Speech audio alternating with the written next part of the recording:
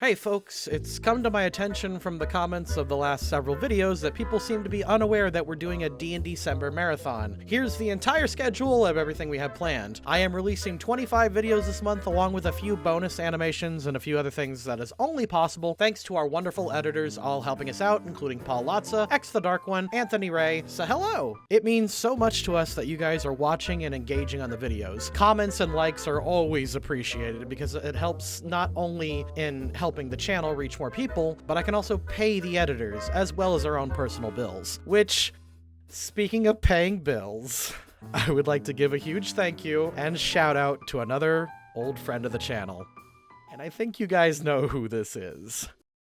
Raid Shadow Legends is the sponsor of this video and still the home of one of the biggest roster of champions on mobile devices. With over 600 champions to choose from, pick your team and dive deep into dungeons in order to collect loot, massive rewards, and complete the story campaign to learn about their world full of unique factions on the planet Teleria. Recently, Raid just added the Hydra Head Boss Challenge, featuring a boss with 6 different heads, each having their own properties and mechanics. These include the heads of Suffering, Blight, Torment, Mischief, Decay, and Wrath. All of these heads have their own mechanics and challenges, but the ones that are the most fun to fight are definitely the heads of Blight, which spam Plague-like debuffs, but is weak to fire, or my personal favorite, the head of Mischief, which can absolutely troll your team by stealing all of your buffs and passing it among themselves. If you still aren't convinced to give Raid a try, Raid is also giving away a super limited edition champion to every new player in the game. If you log in for 7 days in between now and January 28th, you unlock esports legend Simple as a playable champion. On top of that, Raid's got a full schedule of festive activities, events, and tournaments in order to add a bunch of incredible festive champions to your collection. There has never been a better time to get started. Hit the link in the description or scan that handy dandy little QR code up in the corner and you'll get an epic champion Vergus, 200,000 silver, 1 energy refill, 1 EXP booster, and 1 ancient shard to summon even more champions. All of these rewards will be waiting for you here, but only if you sign up within the next 30 days and only for new players. Howdy friendos, my name is Stuart and welcome to part 2 of the Unholy Internet Manga Girls. In my original D&D December list of characters, I planned to do Komi-san first, but when I made that image, I did not realize that the final episodes of that season would not be released until a few days from now. My original hope was to review each character in order in which I liked them. Obviously, I liked Nagatoro the most, which means that Komi-san would be the one I find most interesting, but not as good as Nagatoro, and Uzaki is unfortunately the one that I have the least interest in doing. But for the sake of content, we're gonna make it happen anyway. Just putting my biases forward, if I sound at any point disheveled, it's because unfortunately, I kind of am. But let's give a fair shake. Who is Uzaki and what is she all about? Well, this is Uzaki, and she wants to hang out with her senpai, a boy named Sakurai. Not that Sakurai, but boy, wouldn't it be cool? That's pretty much all we get. This is a slice of life manga, but in all fairness, there isn't anything wrong with the premise. Uzaki, contrary to the strange art style, is actually a 19-year-old college student living in Japan. When she entered college at the age of 18, she learned that her upperclassman, a boy that she met in the swim club, just so happened to go to the same school. For 1 year, she watched this boy as he basically kept to himself the whole year and didn't have too much of a social life. During her sophomore year, his junior year, she took it upon herself to give Sakurai a social life and force him to hang out with her. A lot of people draw parallels between this show and Nagatoro, where an extroverted girl basically adopts an introverted boy and forces him to become the best version of himself. On the surface, that's not a completely unfair comparison, but unlike the demure and herbivore senpai, Sakurai is well-adjusted and a sexy former athlete who the ladies just can't get enough of. Finally, an anime protagonist I can relate to. Uzaki herself is a lot like Nagatoro, but unlike her, we're going to start Uzaki at chaotic neutral. If we had started her back in high school, it probably would have been closer to true neutral, but after a year of college, she seems to have taken a bit of a drastic change that made her much more outgoing. As early as episode 1, we see her have no discipline for school, no filter around any other characters, and she really doesn't have a goal other than her constant need for Sakurai's attention and her quest for good times. This video will still answer the question of what alignment she'll end up with, but a lot of the post analysis will be me comparing this show to Nagatoro and explaining the subtle but very important differences in both the writing and the quality of these shows. Again, I don't hate Uzaki-chan or this character by any means, but I will say it was a bit of a chore for me to watch. God, this is gonna make so many people mad, especially because next week I'm gonna do a redo of Healer, and I actually kind of like that show. Anyway, guys, with all that out of the way, let's go. All alone again, I see. I'll just have to hang out with you then. Your college loner lifestyle is officially ending today.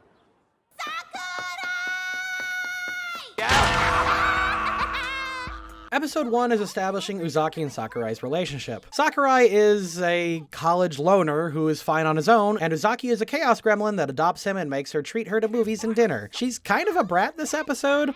Also, Nat 1 on the boob jokes. Seriously, I ain't a prude. I give 2 threesome scenes and a hentai Nat 20 scenes, so I really don't want to hear it. I like a good old titty grab and fan service all day, but when I see Sakurai in a position in VR and I know immediately how the scene is going to end, I say you're a lazy scenario writer and you wanted an excuse for lazy boob jokes. If you're going to make me want to care about these tits, focus on the personality holding them tits. Make titties great again! Nat 1 scene! Chaotic neutral.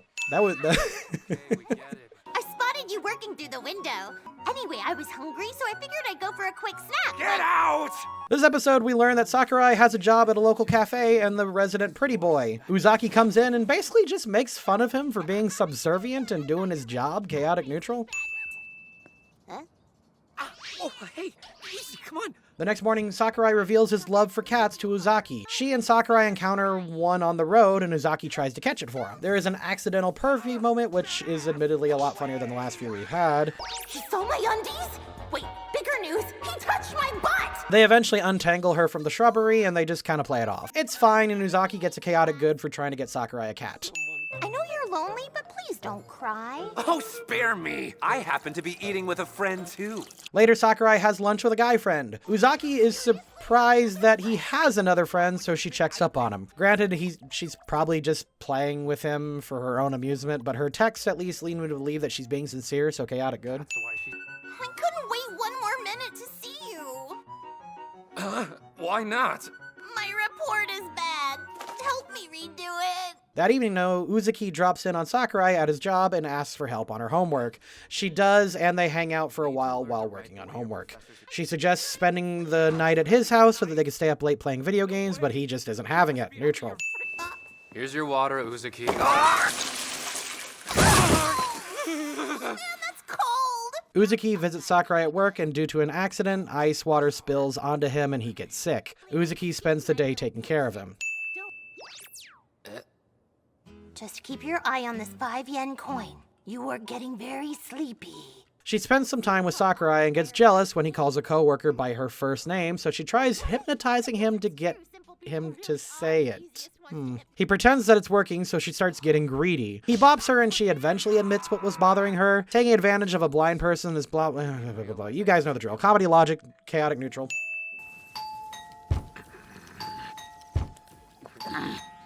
Does she think I didn't hear it the first time? Okay, that's cute. Uzaki shows up at Sakurai's place and demands he plays a copyright-safe Pokemon Go with her. He gets blue light damage or something, not a thing, so she takes him to get glasses. She just ends up making fun of him the whole time, so they get into an argument at the store. I'm just gonna go with chaotic neutral. Pardon me. Oh boy, they're on a train and it's getting crowded. I sure hope nothing will...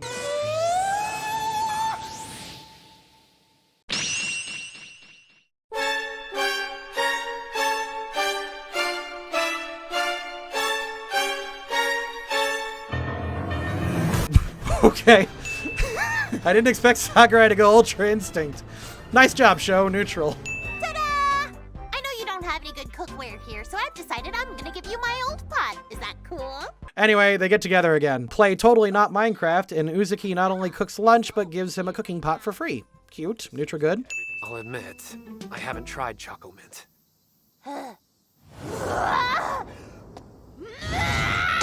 Dude, what is happening? This episode, Sakurai's friends decide to meddle in his love life, and then in order to escape the situation, they go and get ice cream. He insults Choco Mint, kinda, and she goes off on him and tries to punch him. This isn't quirky and cute. This is stupid. Chaotic evil in that one scene.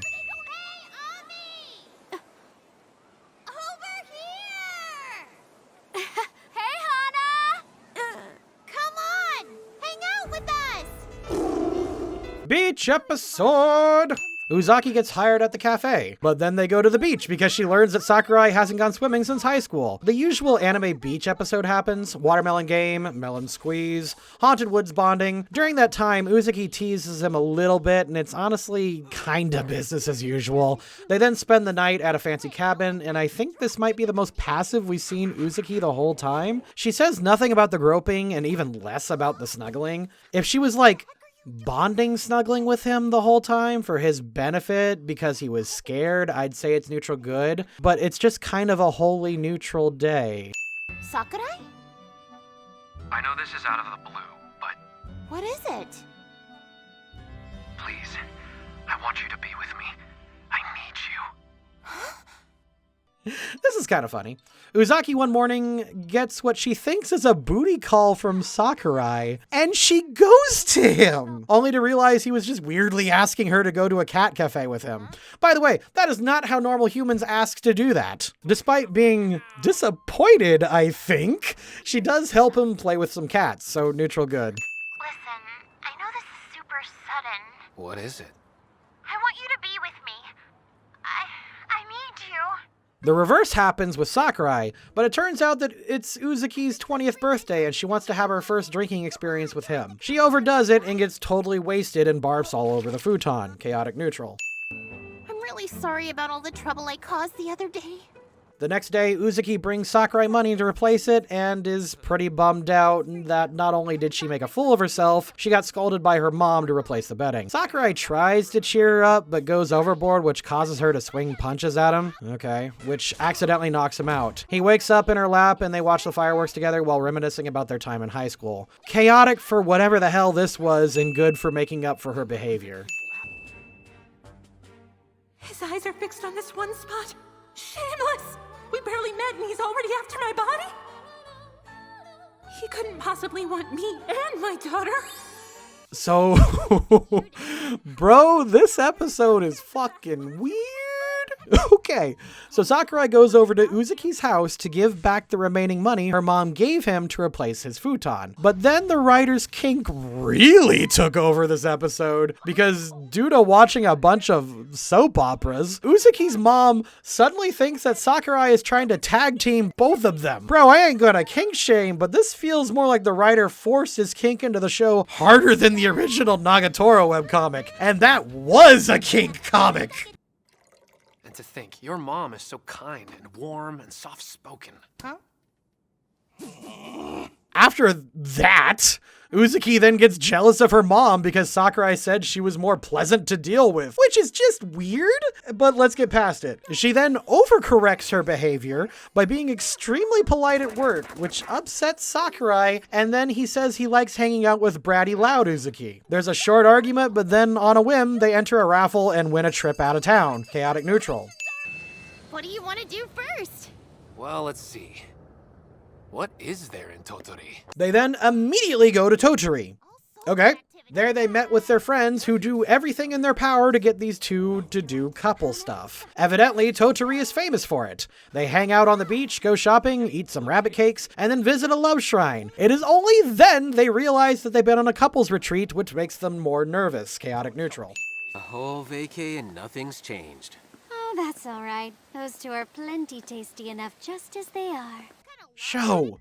Stop trying to convince us the relationship is interesting. And please stop making this gesture. Maybe it's less awkward in Japanese, but I hate this fucking gag. This whole this fucking eat it up thing. Ew. Stop it. Stop it. So let's just forget the others and enjoy ourselves, okay? You mean that? Yeah, we'll show them. Right on! The two try their best to enjoy the rest of their vacation together, but they end up arguing a lot, so chaotic neutral. I thought I'd cook for today. It's been a while, so it seemed like a fun idea. Uzuki heads over to Sakurai's place, cleans up her mess, and makes them lunch. She then teaches Sakurai how to cook with her mom. Chaotic good. Sakurai! Ta-da!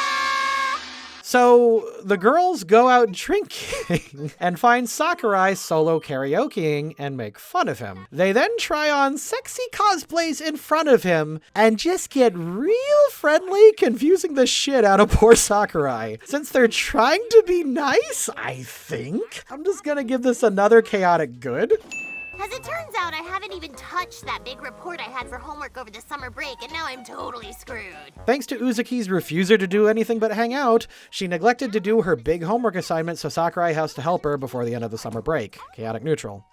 Question. What's Sakurai like when he's really drunk? Ooh, this makes me feel very icky. I don't know. There's a double standard at play here. Uzuki asks all of Sakurai's friends and colleagues advice on how to subtly get Sakurai drunk without him realizing it. I fully believe she doesn't mean anything by it, but just wants to know him better, and it's not like this is evil, but this really isn't okay. They end up drinking too much, and they hang out and then pass out in the same futon. I feel like it's fair to say chaotic neutral, but I don't feel okay about this. What I meant was, it doesn't have to be summer for us to hang. We'll always be together. Personally, I do not care for Uzaki-chan or this show. I have no problems with anyone enjoying it, obviously, but I just found this whole experience to be a worse version of Nagatoro. And that's because Uzuki and Sakurai have almost no stakes in their relationship, and their activities lead almost nowhere, and I do not believe for a second they really want to be together. The show is constantly reminding us that these two are supposed to be together, and don't worry, they're totally gonna be a thing, but like, based on their interactions, I don't think there's really anything at risk if they don't get together. Both of them are too independent and too well adjusted and frankly have almost no chemistry together, and I fail to see what they gain by getting together at all because they just seem to bring out the worst in each other. Compare that to like Nagatoro and Senpai. It's clear by episode 2 that Nagatoro is just absolutely obsessed with Senpai. He's basically her first crush or first love or first fascination or something, and as the story progresses we see his best qualities and begin to understand what she sees in him. And if you watch my video, you can also see how much good he brings out in her. They are both growing as individuals and as a unit. Nagatoro and Senpai are a much more interesting couple to watch because we understand what's at stake for both of them and what they have to gain by getting together and what they have to lose by having the relationship ruined. Uzuki and Sakurai, they have none of that. What do they really have? In high school, they were on the same swimming team. Well, that doesn't go anywhere, and it isn't part of their personal journey. They play video games on occasion, but otherwise the two do more interesting things in more interesting locations, but their relationship does not advance unless their dumbass friends show up and make them do stuff, and they are infinitely more interested in seeing them get together than they are. Even the groping moments are boring by comparison. That whole boob grab trope, while annoying most of the time, gets a lot of its comedy because it forces a situation that garners some kind of reaction, and we learn more about our characters because of it. I swear, this video is not me just promoting Nagatoro again, but look at the pervy moments in Nagatoro! It is so much better. The first grope happens because Nagatoro accidentally gropes Senpai, and we learn that she is incredibly embarrassed by this and did not mean to do that, and she has to play it off like she was the one in power. We learn something from the groping in Nagatoro. Uzuki is almost too level-headed when sexy stuff happens, and Sakurai rarely realizes he even did it because he was either blindfolded or stupid. It's a waste of time, and nothing happens other than boob gets squeezed. They're never really challenged. They're never really questioned about what they want. There needs to be more times when we either see them get jealous or put serious thought into what the other person wants, or hell, just more times when they smile and look forward to the next day because we know that tomorrow they want to hang out together. What is there to make me believe that they belong together other than their fact that they're both kind of hot? And I mean, by far the best episode was episode 11 because at least they seem to be having fun most of the time, and the drunk spicy cosplay at least showed us that the characters were at least liking the direction it was headed. The show needed way more moments like this where the characters were testing their personal boundaries, and it wasn't just, oh look, I promise this is interesting. Look at the side characters being interested. Aren't you interested? Right now, I'm rooting more for Mom to get together with Sakurai because at least we know she has some sort of stake in that and has clear nervousness and hesitation. It's stupid and it says a lot about the writer, but at least there's drama there. And I guess I'd rather watch something stupid than something boring. Casual reminder that we sell tasteful Nagatoro dokis on our website. But if you really want, we can accept a commission for Uzaki if you like. Thank you to the patrons, and I'll see you next time.